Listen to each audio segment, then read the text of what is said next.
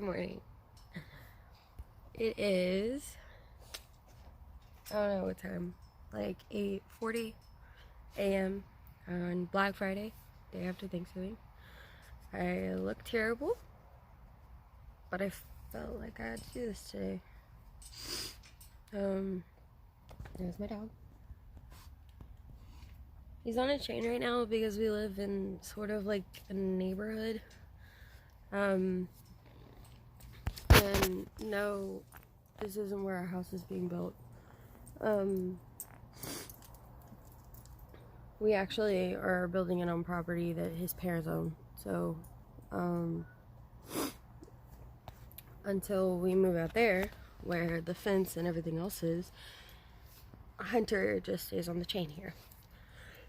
And it's literally the policy and everything else. If you're outside with your dog, he has to be leashed, and we depending on the weather and everything else, or whether or not we're awake and he really has to go to the bathroom, we just can't come outside. So we just let him out for a little bit, and then usually he wants to come inside.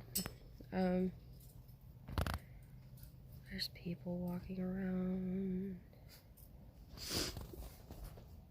So today I wanted to talk about so it came to me in a dream that I should probably do this. So I want to talk about how I was diagnosed with DID. Look, I could put you all the way out there. How I was diagnosed with DID and how it could help other people who are questioning whether or not they have DID. Because it's a very scary thing to wonder which illness you have, in a way. Let's see if I can put you on the door. That will have to do. Okay. It's a very scary thing to think of, like, what kind of illness you have and what, how you're gonna cope with that for the rest of your life. So, let me start by saying, I am not the original host or owner of the body. I'm actually an alter that came around whenever we were 13, 14, 12 maybe. Whenever we thought we wanted to be, alright,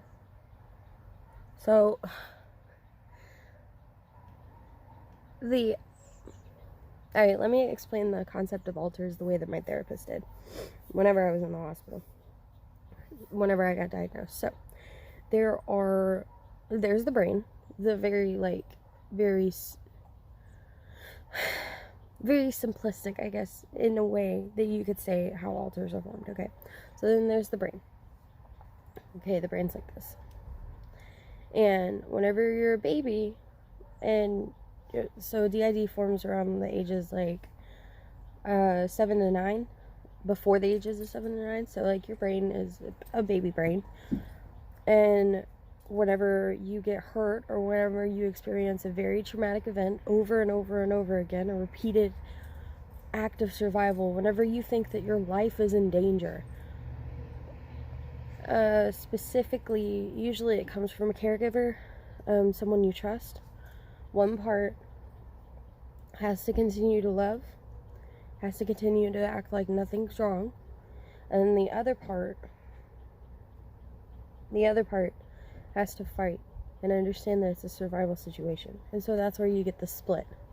And that's where split personalities comes from, is that your brain was literally splitting in a way to have a situation like this. And so my brain, we believe from the earliest memories, whenever I was like a baby of stories that I've been told, it happened whenever I was like a baby. That my situation and my survival when no one else was around was whenever I was little. And so we've only found 10 alters so far, but that's without regular therapy, going through this kind of stuff. So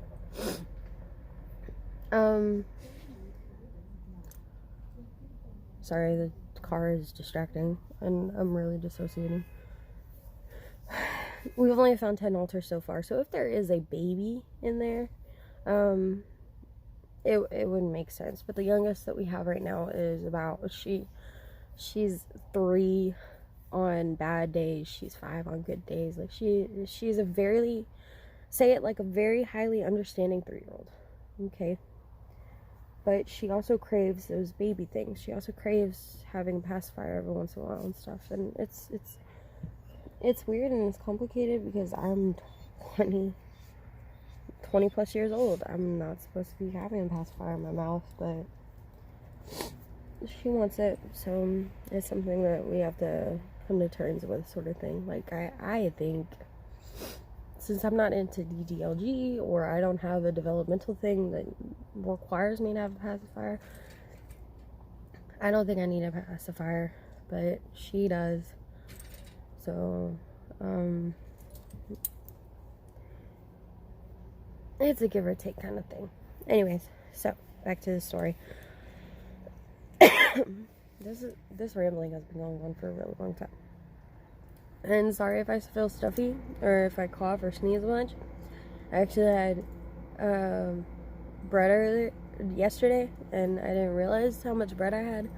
But yeah, it's official. I'm gluten intolerant because I went 2 days without gluten, and then all of a sudden yesterday I had, like, even stuffing myself without gluten, I was fine. But stuffing myself yesterday with gluten or bread or whatever is the cause, I feel like shit. And I could not, it's gonna be a little gross, but I blew up some bathrooms. It was nice. Okay, so that's the kind of audience that I want in this place. Somebody to be real with, okay? So to start off with how I got, how I was diagnosed. So growing up, it wasn't a very nice environment. Until I reached the age of about 13, whenever we moved to Houston. Like, everything started to kind of mellow out then, but like everything before that was, it was scary. Like, I personally, the body has been through, we as a system, because let me explain. I know about the events, but I don't have emotional attachment to some of them. Or I know about the major ones, you know, the ones that we talk about all the time, the ones that we had to tell people. But I don't have any emotional attachment to it, and that's why I'm a good host. I can tell therapists and doctors, hey, whenever we were this age, this happened, sort of stuff. And traumatic events that other alters don't want to talk about and don't want to hear about if they can come back and watch these. But, other alters are emotionally attached. The ones who have been there during that and had done all that. Like, I came around when we were 11, 12, 13, 14. Whenever it was, I came about as an idea, you know, our life wouldn't be as bad if we were famous. Our life wouldn't be as bad if we were an actor or a singer or anything else. And then that's what it came to, is that we would dissociate so hard that there would be an actress or a singer or me. Hi, I'm KK Smith. I'm the famous alter, and maybe that's why I'm doing the YouTube thing, but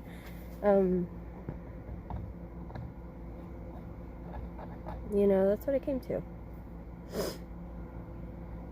And so for years, because our mother was schizophrenic, we thought that we were schizophrenic. We thought, oh, the voices that we hear are just a overactive imagination. The things that we see every once in a while through our vision and stuff, it's just schizophrenia. The voices of our parents and stuff, it's schizophrenia probably. I mean, but eventually, whenever we moved out of our parents' house, it got to a point where we thought we were going to lose our minds. So it was like a catalyst. Growing up, it wasn't really you know, they would talk about going to child therapy, and they would say, okay, we're going to put you in therapy, but it never happened. And I would end up talking to some of my family members, and they say, yeah, just don't even try. Because whenever I would say, hey, I have anxiety, I would have to prove that I have anxiety. I would have to say, hey, can I go to the doctor and see, like, what they can do, and it's like they were expecting me to have to pop pills every day, that I would become a pill popper and addicted to this kind of stuff. But no. That was the kind of,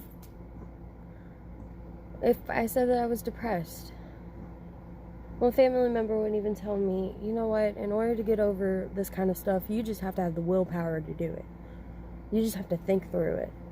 Which is the most neglectful thing you can do to a child that has gone through trauma. You should never... If somebody comes to you and says, hey, I think I have some emotional issues. That's what those were. I think I have some emotional issues. You have history of seeing them being angry. You have history of seeing them be sad. You have history of seeing them cutting themselves and having self-harm. And you don't do anything about it. You just think, oh, they'll be fine. They're going through a phase. Oh, they're looking for attention. I work in childcare, and one of our trainings is bad behavior is a cry for help sometimes. And so if you take the bad behavior whenever they were younger and sign it off as, oh, they're just begging for attention still, and oh, that bad behavior was... Sorry, I should stop. Ooh, that's terrifying. I should stop messing. God, golly. So sorry for any of you guys wearing headphones.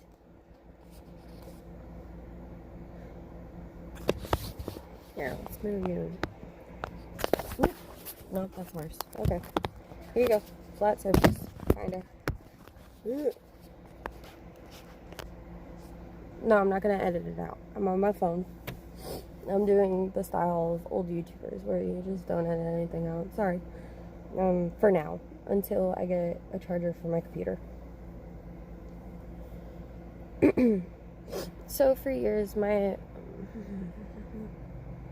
need was not met. And so that's another form of neglect, I guess, in a way. The abuse that we suffered whenever we were younger were all forms. Emotional, physical, psychological, in some form sexual, but that was whenever we were a little bit older, and then neglect. And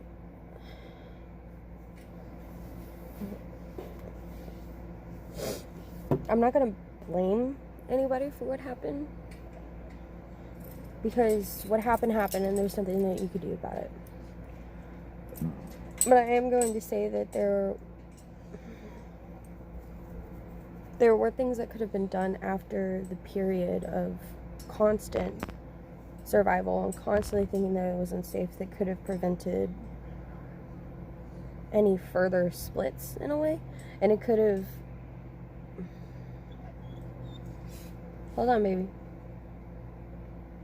It could have very well helped diagnose us earlier, could have helped us get in treatment earlier, and we could have been better off. So, okay, so we thought that we were schizophrenic.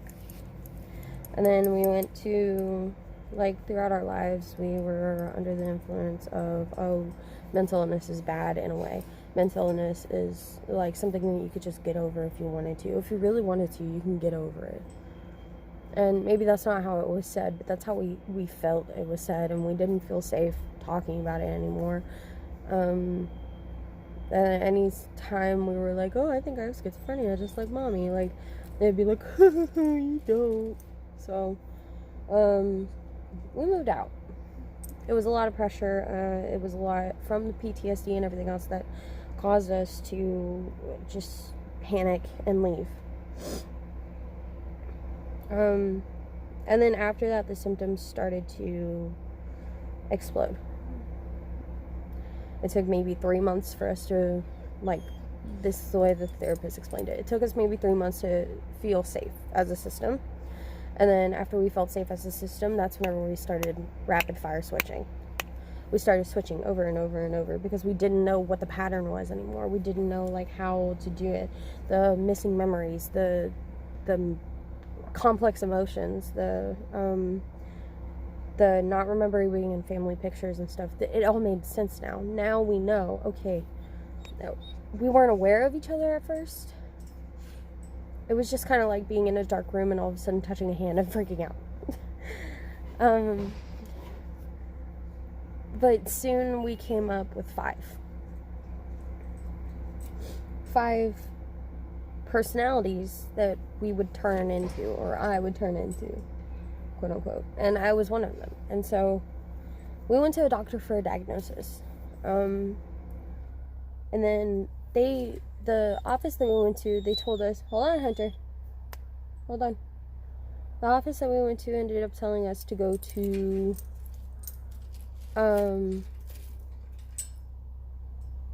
y'all are all gonna say, go get your dog, but like, I gotta finish this real quick first. The office that we went to told us to go to a hospital. The hospital then, I was just looking for a doctor for a diagnosis, but turns out they were like, okay, we're gonna keep you here, please give us $5,000.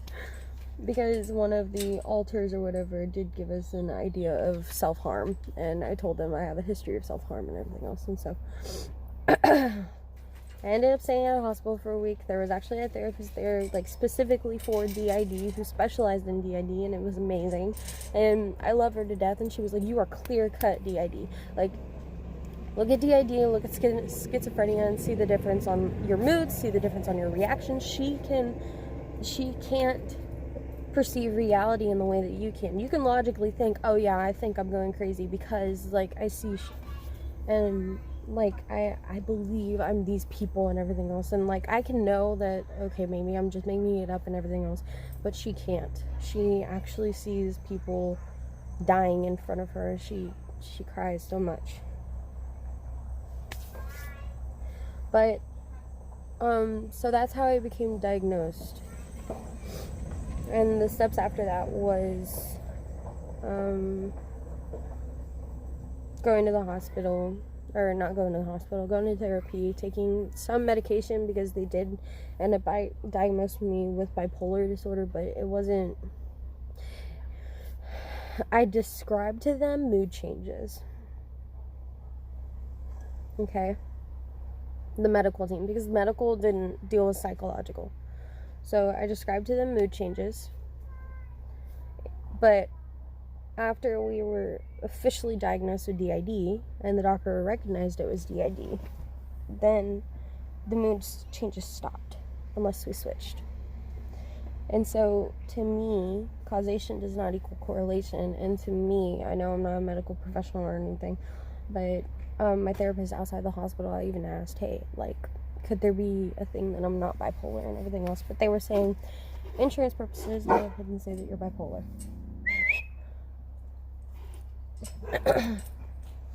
Insurance purposes and everything else, go ahead and say that you're bipolar so that you can get therapy like you need. So, taking medication here and there. And don't be scraping medication if you're actually bipolar, guys. Just go ahead and take it every day. But I don't take mine every day, and I'll be quite honest with you. But I don't have episodes like I used to. It's a lot. It's a lot. Trying to figure out, okay, so everybody has their own religions. Everybody has their own names. Everybody has their own, like, everything else. Everybody has their own preferences of what to do with the body. What color hair. I want fucking bright pink hair. I can't have that. So, the next step was trying to create a space for all of us, and we chose a house. We chose a decent sized house, but we chose a house, and that worked best for us. Now, currently our problem is trying to figure out how often to switch. Is it too much to switch too much? I mean, when we're at work, can't really switch, but whenever we're at home, our husband at this point has asked us, where are the other girls? Where's Jason? Natalia, like, where are you guys? We miss you. So, or he misses us. And he worries if he does stuff wrong if we don't switch. And so it's a balancing act. And it's a lot more complex than what people would think. DID is very complex, it's very complicated, and if I didn't do enough symptoms in this video, go ahead and let me know, and I'll make a very, like, in-depth. This video is probably going to get reamped later, whenever I actually have a plan for it, but, yeah, if you guys want more DID, if you guys want more, like, adventures, want to see me do more stuff, if you want more, like, my life vlogs or whatever, I don't care. Just let me know. I know I only have like 3 subscribers at this point, but I'd like to hear from one of you, not just the one that lives across the street from me. Okay, I'm gonna head out, but I got a dog to take care of. But wear your seatbelt, stay safe, and have fun Black Friday shopping if that's what you're gonna do. Alright, bye guys.